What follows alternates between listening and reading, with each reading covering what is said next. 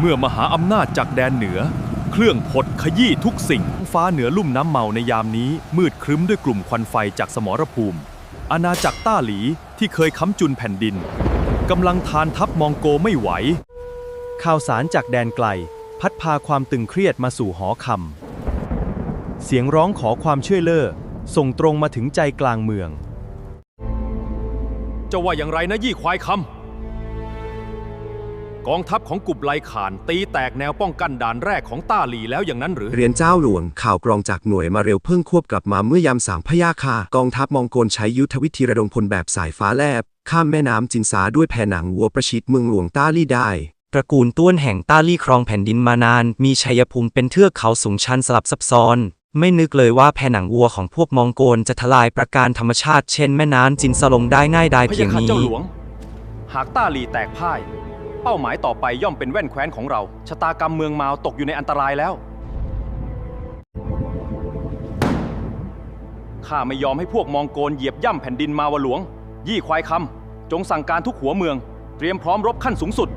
รับด้วยเกล้าพะยะค่ะแล้วเรื่องการส่งกองกำลังไปช่วยพันธมิตรต้าหลีเล่าพะยะค่ะส่งหน่วยสอดแนมฝีมือดีของตระกูลต้วนหากพวกเขายังคิดสู้เราจะส่งกองทัพหน้าเสือไปหนุนทันทีแต่หากพวกเขายอมสยบท่านพ่อนี่คือสารด่วนจากกษัตริย์ต้าหลี่เพคะพระองค์ทรงส่งราชทูตมาขอความช่วยโดยตรงดินแดนตอนใกล้ตายเนี่ยนะคนตระกูลต้วนฉลาดนักยามที่คอขาดบาดตาย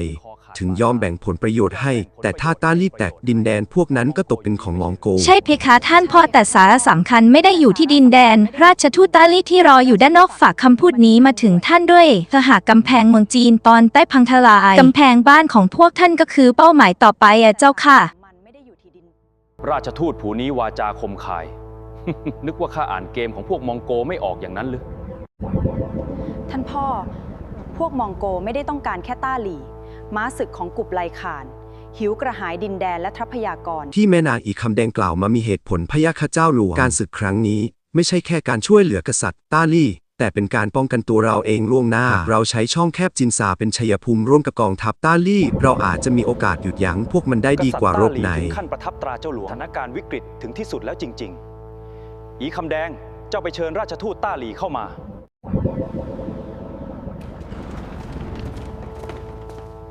ถึงที่สุดแล้วหยาง